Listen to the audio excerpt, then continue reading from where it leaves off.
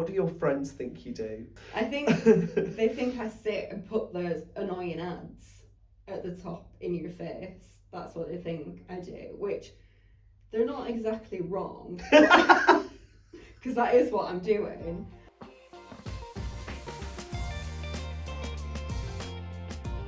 So for this episode of our podcast, I thought it'd be really good to sit down with you and talk about what you do at Eyeweb.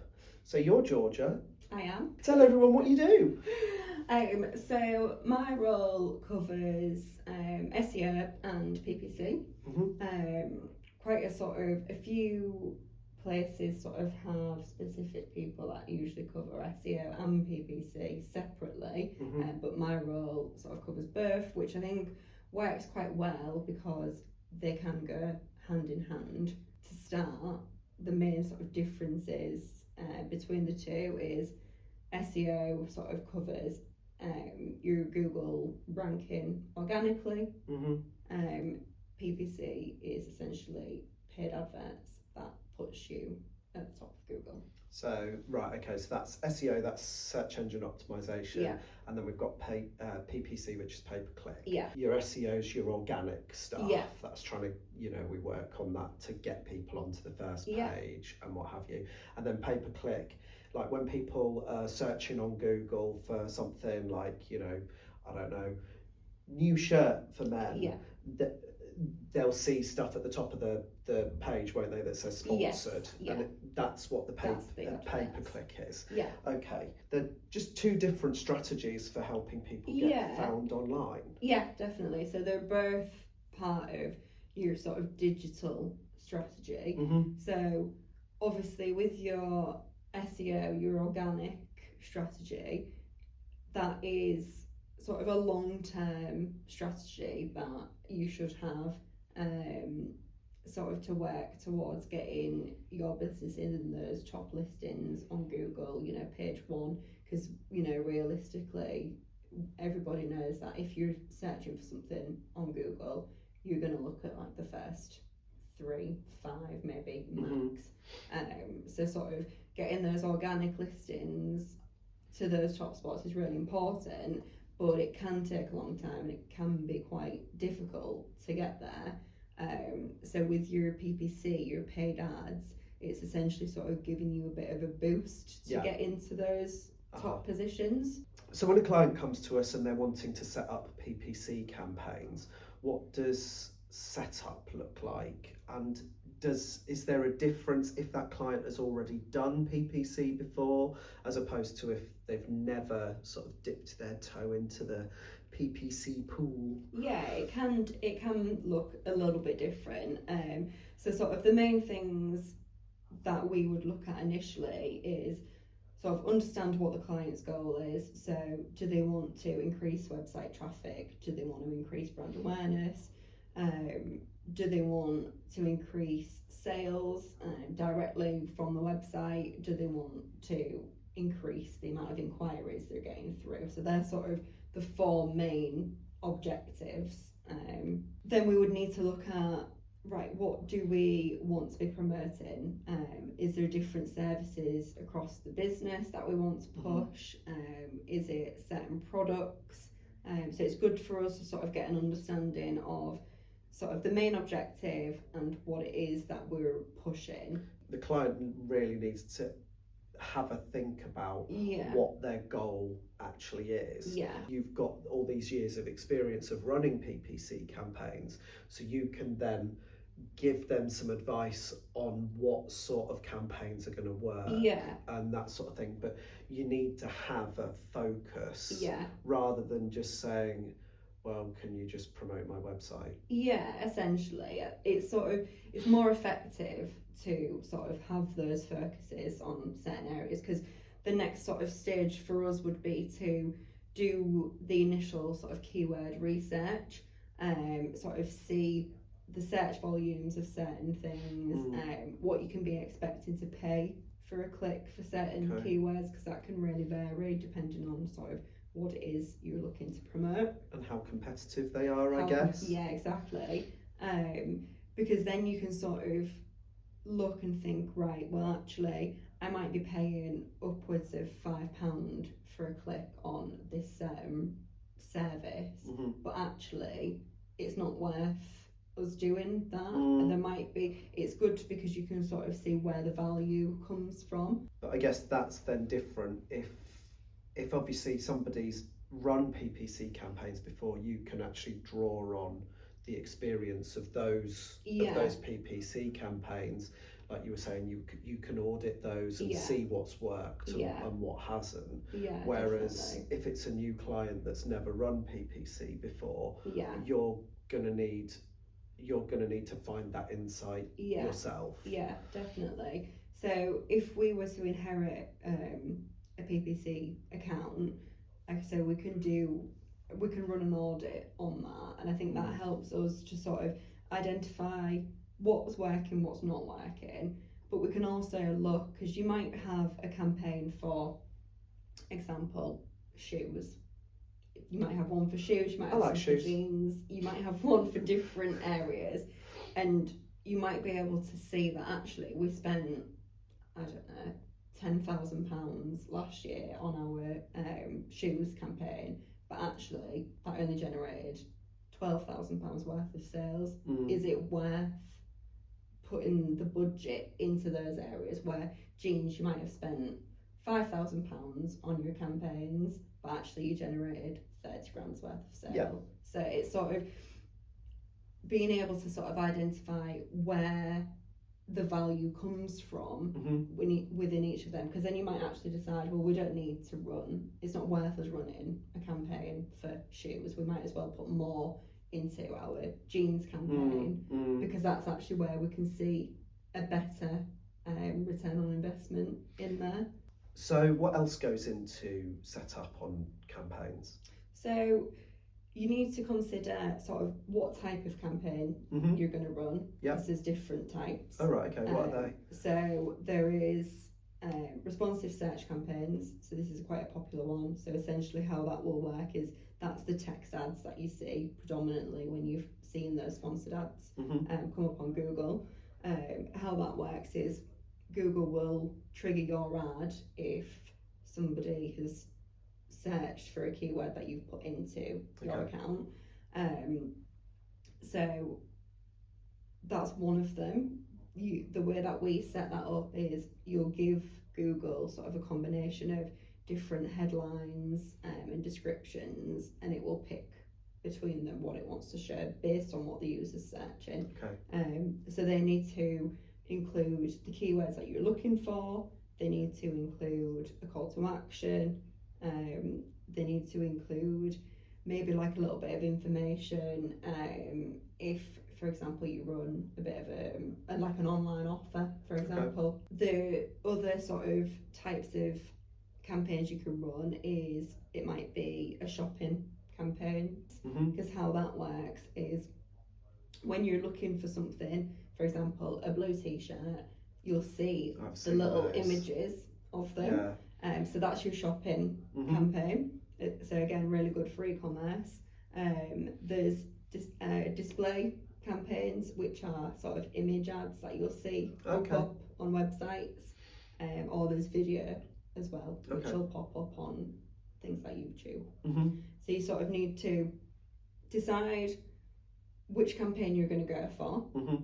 Then you sort of need to, based on what your goals are that we mentioned earlier, you need to sort of decide, right, what sort of strategy do I want to use for this? If I want to increase brand awareness or just increase website traffic, we might use a different bidding strategy to what you would use for if you were looking for sales or inquiries coming through. Right, okay. So once you've got all of that together, and you've made those decisions, you know, you've figured out what your keywords are, you've decided on what your bidding strategy is going to be, and all of that sort of stuff. Is there anything that, once you've done all of that hard work, can potentially adversely affect that? What are the pitfalls that people need to be aware of? So I think sometimes there's maybe a little bit of a misconception with running paid ads, is that because you're paying for these clicks, you're instantly going to get results, okay.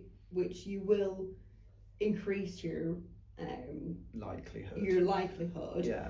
But what you have to sort of consider is actually it's okay for us to be driving all these people to the website, but what's the website experience once they get there? So if you haven't optimized your landing pages, if you don't have a good sort of user experience on your website, how is that going to impact their journey on there? Because we might be able to get them there, but then it's sort of maybe a hindrance for them to convert. So a bit like if I get a leaflet through my door for a new restaurant that's opened, and I think, oh wow, this looks great, and I'm going to get £10 off my meal, and then I turn up at the restaurant and it's filthy. Yeah, exactly. So what we like to do as well is, as part of the setup, we'll do a review of the website, the landing pages that you want to drive people to. I like to advise clients, rather than sort of rushing into getting those ads live straight away to get those instant results, is actually we need to just take a step back, review the content on the landing pages, make sure we've optimized it for keywords, make sure the experience is a positive experience for people when they get on there, because then actually those people that are clicking on your ads are more likely to convert once they're there, because there's no point paying for all these people to get to your website if there's nothing that's coming out of the end of it. So, you know, if I then turn up at that restaurant and it's beautifully decorated and there's somebody to greet me at the door, I'm much more likely to sit down, and I might even stay for dessert and some cocktails after. Exactly. We like an analogy. That's exactly it though. That's exactly it. Whilst it's a faster option than SEO, which is a more organic approach to being found online. I've heard you talk previously about the learning phase of campaigns, so that's probably something that people need to be aware of, isn't it? Yeah, definitely.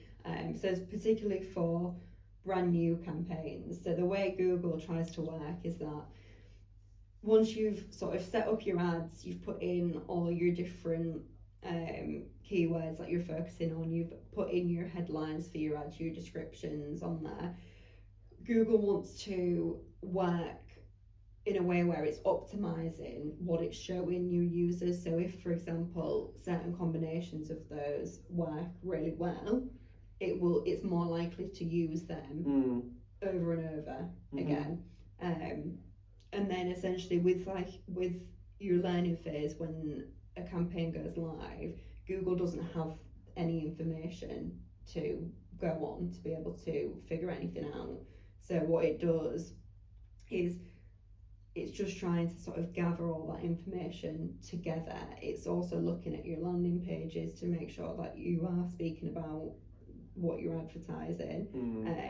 So it can often mean like a little bit of a slower start to those campaigns, which again, I think links into that misconception of instant results. Yeah, exactly. But another thing that you have to sort of take into consideration as well is sort of any changes that you make to your campaigns can put them back into a learning phase. So you do need to be careful when you are wanting to make these changes that actually you're doing it in a productive way as well. And not, I guess that you need to be careful about not making knee-jerk reactions. Yeah, exactly. And stuff like that. I mean, obviously, you know, there is always going to be an element of, you know, a bit of push and pull with your strategy. And making sure, and sort of saying, you know, being flexible. But at the same time, as I say, not making rash decisions that could adversely affect things anyway. If something's not working, then obviously you're going to review that and going to say, actually, we need to adjust this strategy.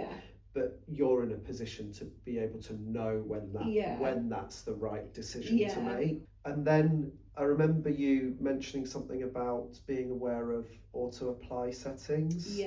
What's that all about? So Google really likes to make recommendations to you on your campaigns. They love it. It's their favourite thing to do. They're just making sure that they're earning their money. Exactly. Their biggest recommendation that I see regularly is to increase your budgets. You can't blame them for trying. But essentially, with your campaigns, and as part of what we do when we're managing our campaigns, is review those recommendations regularly, to either implement them if it's relevant, or to kind of say to Google, thanks, but no thanks. But they've implemented a setting sort of over the past couple of years where it does it automatically. So if you have that enabled and you don't have somebody regularly managing your account, that can be where Google goes a little bit wild. So it's really important to be making sure that you're keeping tabs on these things on a regular basis. Yeah, exactly. So for example, when you've sort of going back to when you've done your keyword research, there's different match types that you can set up within there. So there's 3 different ones. So essentially, if for example you want to target the keyword blue t-shirt or blue polo shirt, for example, you can have that. So you can have it so that you set it up as an exact match. So your ads will only pop up when somebody searches blue polo shirt, that exact term. I've got one. And you were my inspiration. Or you could set them up as a phrase match. So it might be dark blue polo shirt.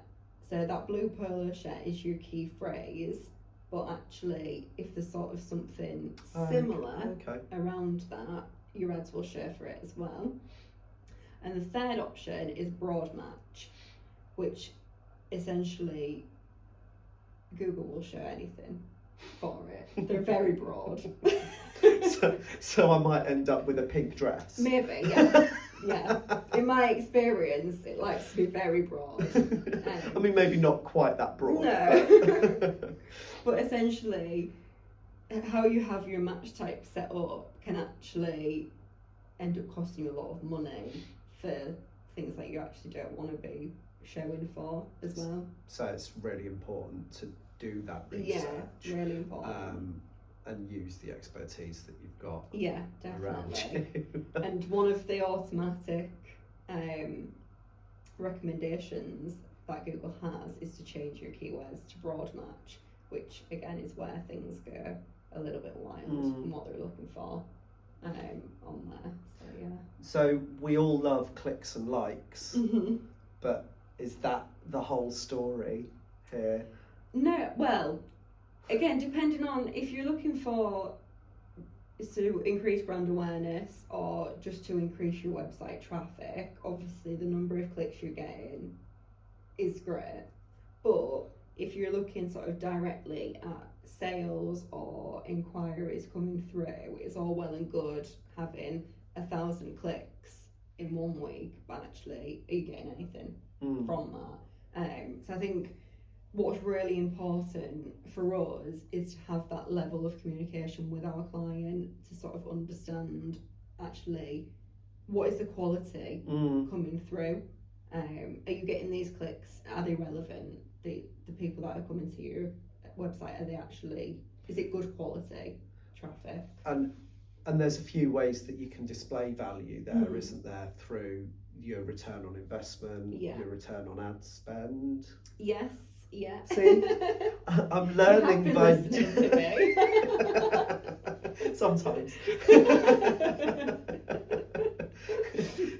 So I mean, why don't you tell us about that, rather, as our PPC expert? Don't rely on me. So there's a couple of sort of metrics within Google Ads that you can look at to sort of measure the value of things. So you can sort of see, right, I've spent £1,000 this month and I've had 20 conversions come through.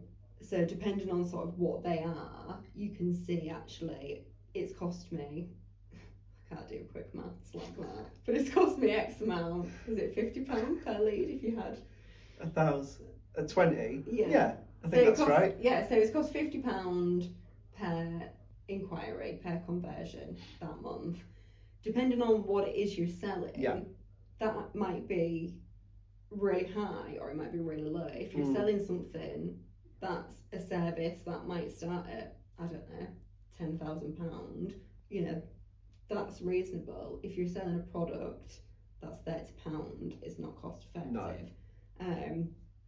Another way to sort of measure that is look at return on ad spend as well. This works really well for like e-commerce sites where you can actually see that value of sales straight away, because you can essentially see for every £1 you're spending, this is what you're making back from your ads. So that's a really good way to measure it. But again, sort of linking back to what I said about communication with your clients, not every client is going to have that sort of straightforward sale, that sort of instant on the website. So it's just sort of about actually, we've spent this much, this generated this lead, and actually this project is worth this. Yeah. And I guess sometimes there is also the argument just to be aware of that sometimes you know, somebody might click on your website at that point, but they're not actually looking to the sales process can be quite a long one from that point. So I guess that's difficult when you're trying to figure out the value that you're getting from PPC. Or any marketing activity actually, is that, you know, you may have started your inquiry process, but then the final sale may not then happen for 3, maybe 6 months, depending on the value of the purchase. I mean, let's say, for example, you know, you're buying a house. For example, you know, you may have gone on the Beale Homes website to look at their homes, but that whole process of going through, getting your mortgage and all of that sort of thing, you're probably not going to see a return on that click for a good few months. And that's where it can be sort of quite difficult in some aspects of sort of having that sort of direct sort of statistic to be able to go to your clients with and say, well, actually, what you've spent on this generated that can be where it's quite difficult sometimes, when there isn't sort of that tangible product to buy directly on the website. And I think another thing to sort of consider when you are running PPC campaigns is when you're searching for something online, what are the chances that you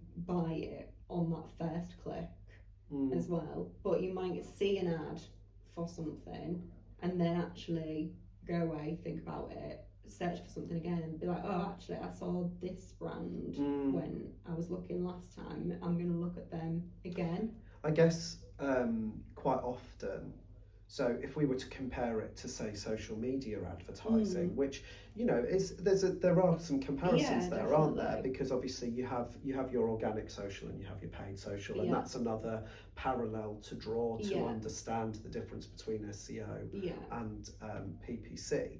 But I think more often than not with social media advertising, again, depending on your industry, but if we look at e-commerce in particular, social media advertising and particularly paid advertising can be a lot more impulsive purchases.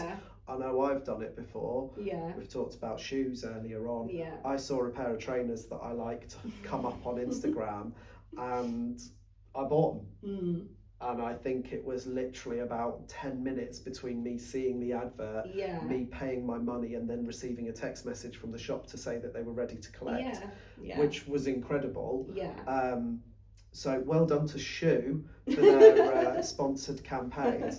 But I guess it's a bit different actually with Google searches, because it's not necessarily going to be an impulse, is it? Because if you think about the psychology of somebody typing something into Google, yes, they're showing interest. They've gone looking for something, which then doesn't make it impulse. They're sort of... So it's going to be a bit more considered. They're doing their research into something, rather than, you know, a story on Instagram selling shoes, like you've said. You know, you weren't looking for them. And then when you saw that, you thought, "Ooh, it taps into something different." Whereas if I was looking for shoes if I'd gone on to Google to look for a pair of shoes, I've started a more in-depth thought process. Yeah, exactly. So, okay, you might get an impulse sale out of that, but it's unlikely because they've entered into a different frame of mind. Yeah, definitely. So what do your friends think you do? Because, you know, let's cover off some like misconceptions. Because I can tell you that my friends think that I just spend my day browsing TikTok and Facebook. Yeah. What do your friends think you do? I think they think I sit and put those annoying ads at the top in your face. That's what they think I do, which they're not exactly wrong. Because that is what I'm doing. But I think another misconception of sort of sponsored ads is that it's all like spammy stuff that you see popping up, when actually just because somebody is paying to advertise their products in those top spots doesn't mean that, you know, they're not of any value. You know, I think people sometimes try and avoid ads, and you're always going to get people that do that, and that's when they will go into, you know, like your organic listings and things like that. But actually these paid ads can be really helpful for businesses when they're at different stages as well. So if, for example, you've just set up a new business, you've got a brand new website, you're not going to be in those top organic listing spots on there, because you need to build up your content, you need to build up your website authority. So actually, but that doesn't mean that the product or service you're offering is of any less quality than somebody that's been doing that for 20 years.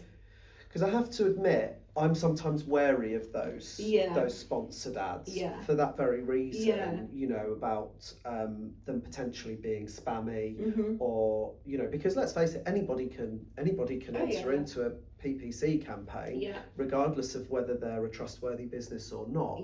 So I can sometimes be a bit wary of those as to like, why are they at the top? But I guess that's where you come in on making sure that there are trust signals within those campaigns. Yeah, absolutely. And then obviously that links back to what we were saying about once the user lands on your website, do they have those trust signals on that page? Is there case studies? Is there testimonials from their clients? You know, is there... Which can be difficult if you are a new business and you don't have that per se. So I think there is an argument for making sure that that you're employing trust signals in other ways as well, isn't there? But I do think people sometimes see an ad and think, oh no, I'm not gonna click on that, like that's not it's not right, sort of thing. And also, I guess, like you were talking about, choosing the right strategy. So if you've typed in looking for a blue polo shirt, and you know you've gone with a broad match, and that sponsored ad that appears at the top of your search isn't relevant to what you're looking for, you're unlikely to click on it. Exactly. And that's where it's really important to think about how you're structuring your campaigns as well. So if you are, you know, a fashion retailer, you need to be able to show for what people are looking for at that time. You know, if somebody is looking for a blue polo shirt, you don't want to be showing up for red polo shirts or red trousers, and that's where the structure of your campaigns sort of comes into it as well. So you might decide, right, I want to do a campaign for polo shirts, but then the way you can sort of tap into that even further is having different ad groups within those campaigns. So you might have an ad group for blue, you might have an ad group for green, you might have an ad group for red, if you want to structure it by that. But you'll be able to decide sort of how you want to structure it when you've looked at your keyword research. Is there a big search volume for people searching for blue polo shirts, green polo shirts, or are people just looking for polo shirts and t-shirts? Because then actually you might decide, right, let's have a campaign for tops and split your ad groups into sort of the different styles. So it can really depend on sort of what you find from your keyword research into how you would then structure your campaigns as well. And that can apply for sort of a range of different sort of products and categories across the board, really. Right. Have you ever had to manage some unrealistic expectations from a client with regards to their PPC campaigns? We won't name any names. I think. Or are there common misconceptions and expectations that people may need to address before entering into? I think budget is a huge thing. Obviously, people have their budgets for a reason of what they want to spend and what they can afford to spend. But particularly sort of in the last couple of years, for some of the clients that we work with, I've noticed a massive increase in what we're actually paying for those clicks. Right. So I think what can sometimes be challenging is sort of when a client has a set budget and expects to see sort of the same results that they were seeing, maybe 3 years ago, when actually they might have been paying £1 for their click 3 years ago, but now they're paying £4.50. So obviously, I mean, we've covered a lot of stuff. I've certainly learned something. Good. So, hopefully... I'm glad I can be useful. So what are the main things that you would want somebody who's watched this to take away? The main thing for me would be have sort of a clear reason why. What is your goal? Understand that. And sort of have an area that you want to be aware of, what you want to focus on as well. And I think as well, sort of understanding that actually once you've set up those ads campaigns, it's not just about letting them sit there and do the thing. There's sort of a lot that goes into managing and maintaining those accounts as well. They need looking after. Exactly. I think I would say about 70% of my time when I'm working on PPC accounts just looking through a search engine a report, which essentially is showing you what people are typing in that is triggering your ads. It's a really useful tool actually, because then you can see, do we want to be showing for some of these things? And like I said, with Google and its sort of match types, it can be very broad. So it's really important to sort of have a good structure and set up, but actually maintain that as well to get the most out of your campaigns. And obviously we mentioned earlier that it's about making sure that your website is in good order as well. Yeah. So it's kind of part of a larger strategy. Exactly. So what would you say to somebody who'd come to you for PPC? I mean, I guess you'd be looking at making sure that other things are in place. Exactly. So like we've already mentioned about the website, so that would come into it. It's really important as well to not ignore SEO, even though you've got your PPC campaigns running, because this is a great tool to support your business, but actually you still need to build on your organic listings as well. But that's why they go hand in hand with each other. PPC might be great for you to sort of get set up, short-term thing, like a short-term strategy possibly, but then actually in the background, whilst you're working on your SEO, that's building that as well on there, and that's why they sort of fit together nicely. It's about thinking about your whole marketing strategy, isn't it? Yeah, exactly. So, and that's when you would maybe then consider, the other areas like your social media and things like that. Email marketing, that sort of thing. Yeah. If you've got a whole campaign together. And I guess actually that helps with what we were talking about. If it is a new business that doesn't have that history there to build those trust signals, actually putting together an entire campaign can help customers understand that this is legit. Exactly. Because that's what this is about. That's what marketing's about, isn't it? Yeah. Okay, well that's been really helpful. Good. So if anybody needs some advice on PPC and other marketing, Georgia's your gal.